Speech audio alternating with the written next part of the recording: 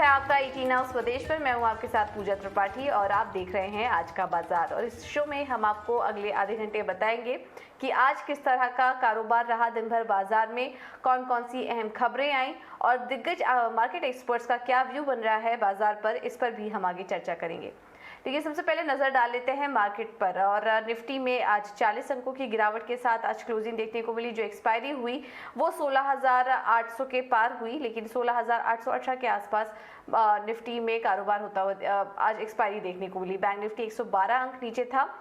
और नजर डालें अगर सेंसेक्स पर, तो बीएसई में आज जो टॉप परफॉर्मर थे वो थे ओएनजीसी, आईटीसी, डॉक्टर रेड्डीज और कोल इंडिया। इसके अलावा सन फार्मा भी आज मजबूती के साथ कारोबार कर रहे थे। तो ये थे सेंसेक्स के आज टॉप गेनर्स। और लूजिंग स्टॉक्स पर बात करें तो एशियन पेंट्स आज 5.5% नीचे बंद हुआ। इसके बाद Titan, Kotak bank, Bajaj auto और टीसीएस में करीब 1.25 से 1.5% की आज कमजोरी देखने को मिली है। अगर इंडेक्स स्पेसिफिक एक्शन बात करेंगे तो आज सबसे ज़्यादा कमज़ोर थे पावर स्पेस में आज कमजोरी देखने को मिली। इसके अलावा आईटी और बैंकिंग शेयरों में भी आज गिरावट दर्ज हुई। और आज मजबूती थी मेटल इंडेक्स में, 1.5% ऊपर आज मेटल इंडेक्स में क्लोजिंग देखने को मिली। इसके बाद हेल्थ केयर और एफएमसीजी इंडेक्स से भी आज सपोर्ट देखने को मिला। तो ये तो था बीएसई का एक्शन। इसके अलावा आज मार्केट में किस तरह का दिन भर कारोबार रहा, ये भी एक बार समझ लेते हैं एक्सपायरी के दिन। और डिम्पी हमारे साथ जुड़ चुके हैं पूरी जानकारी लेकर। डिम्पी बताइए। ग्लोबल मार्केट्स की वजह से आज मार्केट ने गैप अप किया और ग्लोबल मार्केट्स की वजह से मार्केट ने अपने सारे गेन आज खो दिए।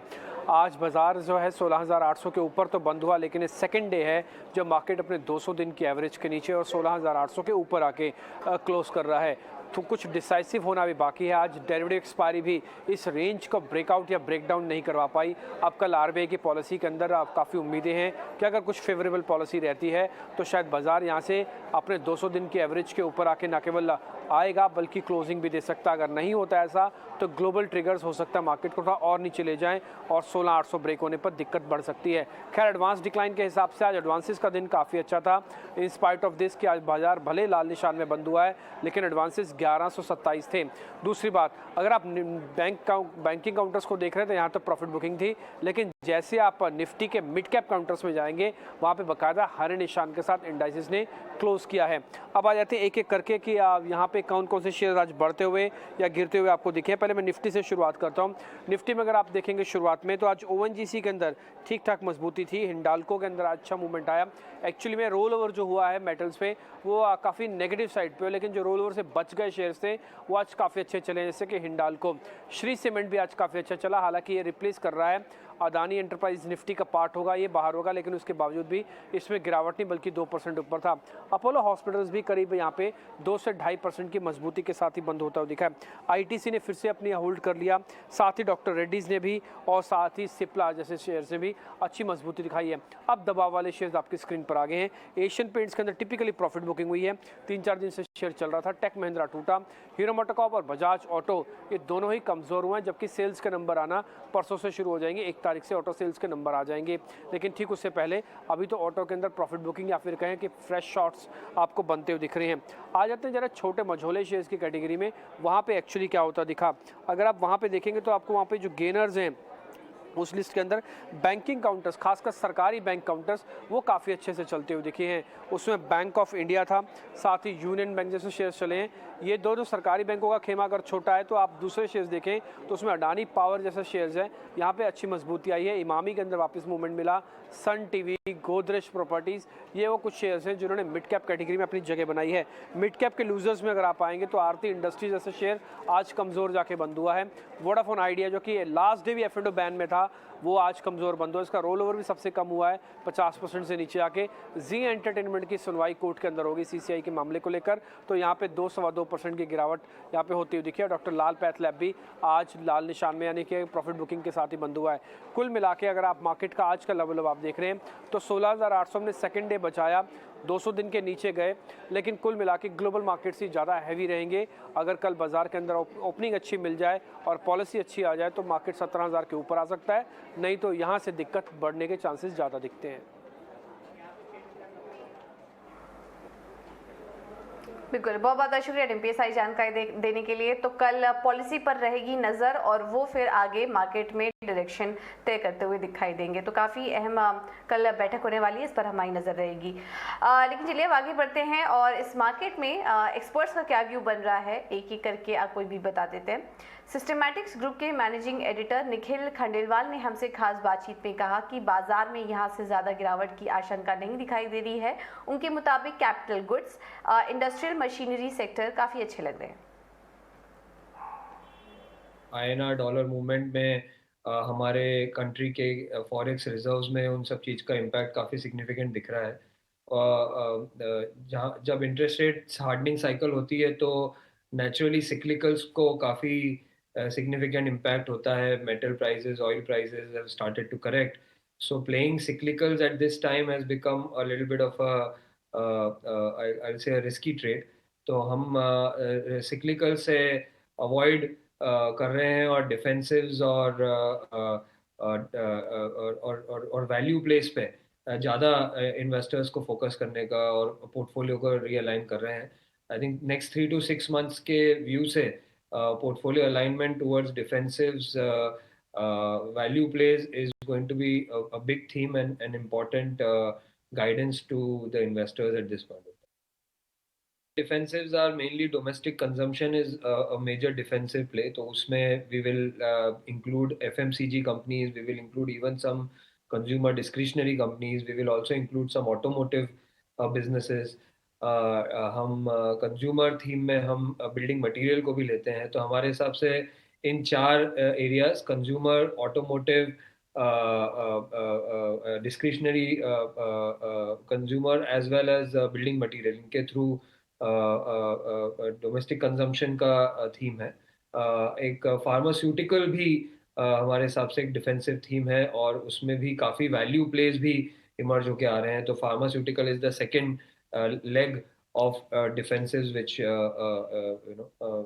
will form the investment pack.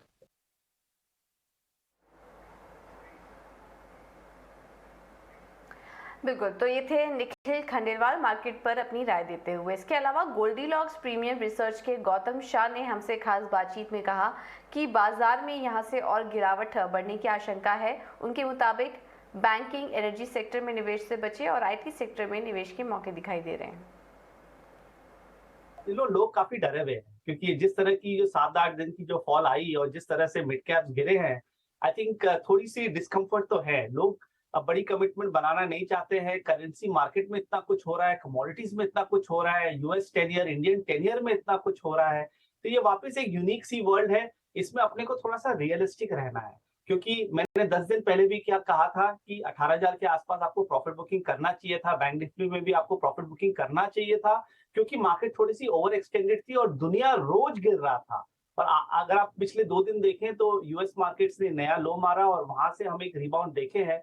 But अभी भी वर्ल्ड मार्केट्स इंक्लूडिंग इंडिया काफी फ्रेजाइल है.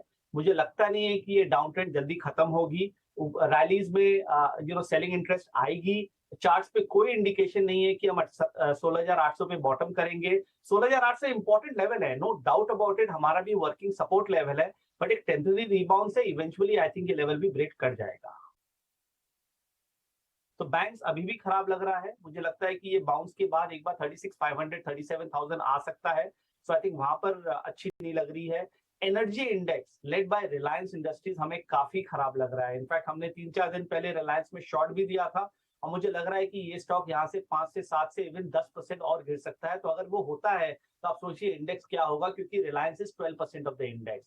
और thirdly metals, I think metals Europe में जो इतना कुछ हो रहा है उसके कारण मेटल्स इंडेक्स में भी सीन काफी खराब है और सारे जो टॉप स्टॉक्स है मुझे लग रहा है कि यहाँ से भी 5 से 7 से 10% गिर सकते हैं. On the long side I will be looking at IT क्योंकि जिस तरह से 26,500 रेस्पेक्ट हुआ है मुझे लग रहा है कि ये एक अच्छा एक अपॉर्चुनिटी है लॉन्ग टर्म इन्वेस्टर्स के लिए. शॉर्ट टर्म अभी भी कोई क्लैरिटी नहीं है but long term looks good. और the PSU space public sector enterprise, उसमें भी काफी स्टॉक्स में करेक्शन आई है. बट अगर आप डिविडेंड यील्ड को देखें, अर्निंग्स को देखें, कैपिटल अप्रिसिएशन को देखें तो आई फील कि यहाँ पर डाउनसाइड है नहीं. तो ये 2 पॉकेट्स में मैं थोड़ा सा बुलिश हूंगा और जैसे मैंने कहा बाकी 3-4 पॉकेट्स में हम बेरिश हैं. और अब बात करते हैं ऑटो सेक्टर से जुड़ी खबर की.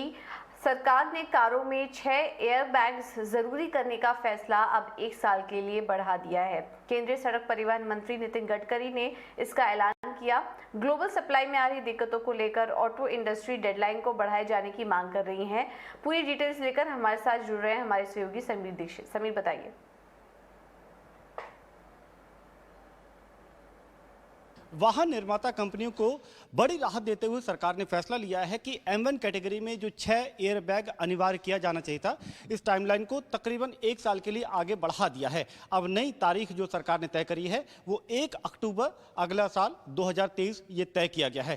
सड़क परिवहन मंत्रालय की कोशिश यही थी कि इसी साल अक्टूबर में M1 कैटेगरी के जो वाहन हैं, जो कार हैं, उसमें 6 एयर बैग को मैंडेटरी यानी कि अनिवार्य कर दिया जाए, जो कि सड़क सुरक्षा के लिए, यात्री सुरक्षा के लिए काफ़ी अहम माना जा रहा है। लेकिन सड़क परिवहन मंत्रालय को लगातार जो ऑटो कंपनीज हैं उनकी तरफ से ये दरख्वास्त आ रही थी कि ये पैरामीटर्स को पूरा करने के लिए तैयार तो ज़रूर हैं, लेकिन उनको कुछ और मोहलत, कुछ और वक्त चाहिए। तो इस तरीके के फीडबैक के चलते नितिन गडकरी ने एक ट्वीट करके जानकारी दी है कि अब जो है 6 एयर बैग M1 कैटेगरी में मैंडेटरी करने की जो समय सीमा है उसको आगे बढ़ा दिया गया है। तकरीबन 1 साल के लिए इसको बढ़ाया गया है और जो नई मियाद है वो 1 अक्टूबर 2023 है। हालांकि नितिन गडकरी ने ये भी साफ किया कि ये जो कदम है इसको अपनाना होगा ही होगा और इसके चलते जो कॉस्ट एस्केलेशन यानी कि एयरबैग लगाने के लिए जो अतिरिक्त रकम आती है वो ऑटो कंपनीज उसका बहाना नहीं बना सकती हैं, क्योंकि वो बहुत बड़ी कीमत नहीं है।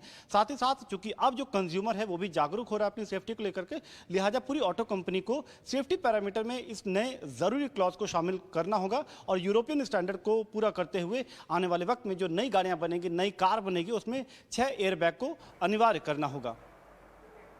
बिल्कुल, बहुत बहुत शुक्रिया समीर ये सारी जानकारी देने के लिए। चलिए फिलहाल इस बुलेटिन में इतना ही, लेकिन आप बने रहिए टीना स्वदेश के साथ। खबरों का सिलसिला आगे भी जारी रहेगा। नमस्कार।